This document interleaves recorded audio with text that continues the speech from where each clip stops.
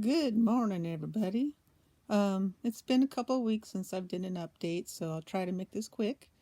So I've had my third Enhurtu infusion on Thursday, and today is Saturday.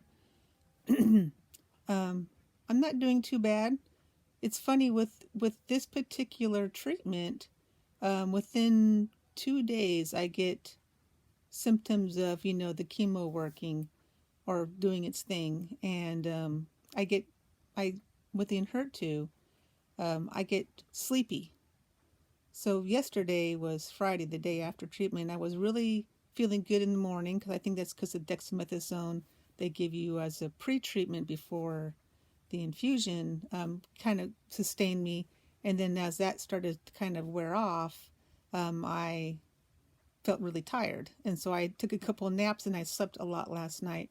So that's a difference between the other treatments. The other treatments usually take about a week to a week and a half to really make me feel tired, whereas the Enhurtu kind of does that almost next day. Um, the neuropathy, the numbness and tingling in the fingertips and toes is slightly worse than it was 3 weeks ago.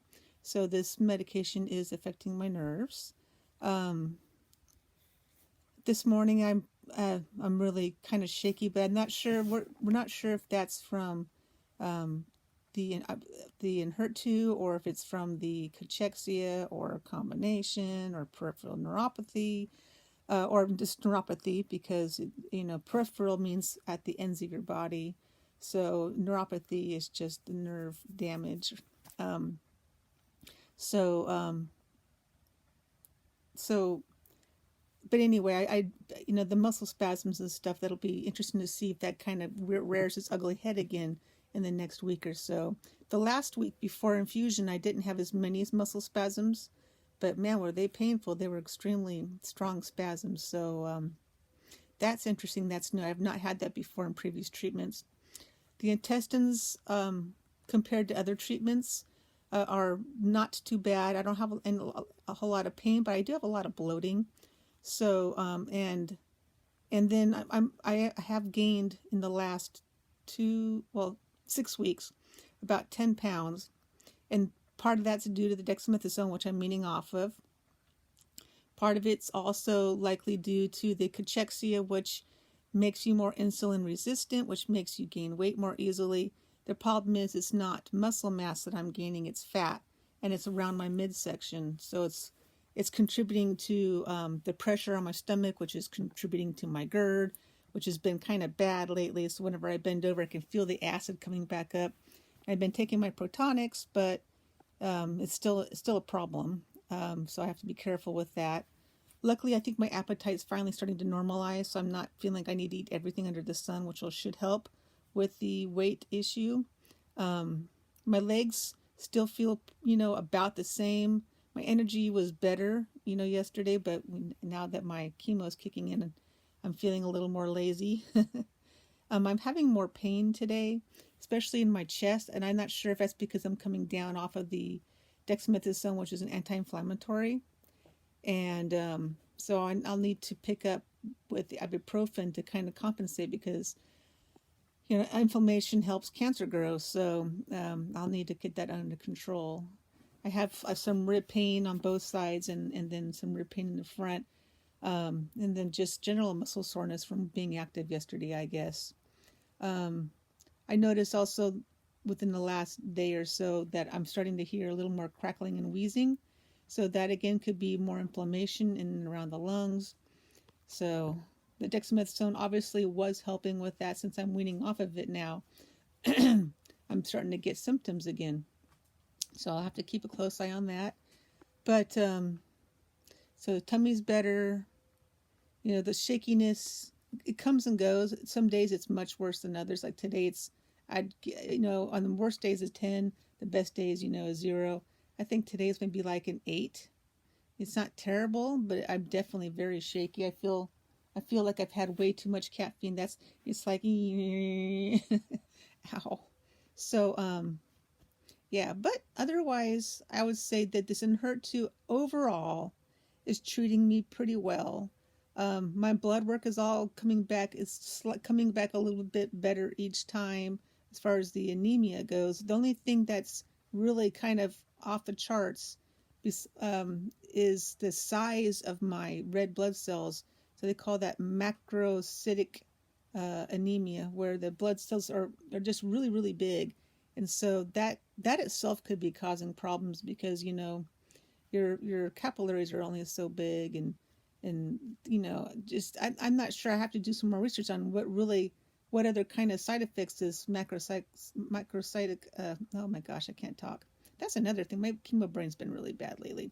But to see what kind of side effects this large red blood cell is going to have on my body, and see if there's a way I can kind of counteract that, while it's happening, and at what point does it become a problem, and at what point do I have to stop treatment to let my blood cells kind of go back to a normal size.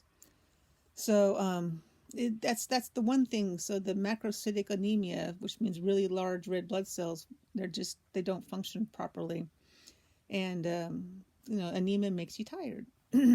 That they've done some blood work for the anemia, and it's not deficiency related so far, but I'm still waiting for B12 to come back.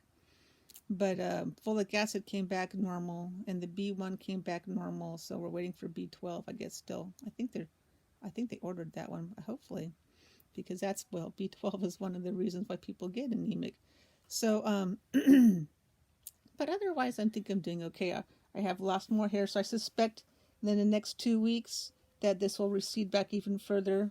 Some people said on Facebook, in their support group for Enhurtu, that they lost their hair and then they started growing back while still on treatment. So I found that interesting. But otherwise, doing okay. I oh my goodness, there's this is the new thing that's recent with the Enhurtu is it's making it. I have a hard time talking sometimes. So I did have an idea for a video I wanted to do about the okay, brain, turn on. About the muscle loss. I did some calculating, and it looks like it's mostly during the month of June to July. Mostly the muscle loss was in the legs. The back muscles, luckily, didn't seem like they were too badly affected by my hospital stay. It'll be interesting to see what my scan shows next month between the muscle damage that I had done from the cachexia, because that wasn't shown on the last scan because it didn't start until after the last scan, to see how, but also keep in mind that I've also been eating more protein to compensate for the change in my metabolism, and I've also started on the synthetic testosterone, which the research has shown to help rebuild muscle in cachetic patients such as myself. So we'll see if that's helping, or if at least it's stopped the muscle loss. They have me on the lowest dose.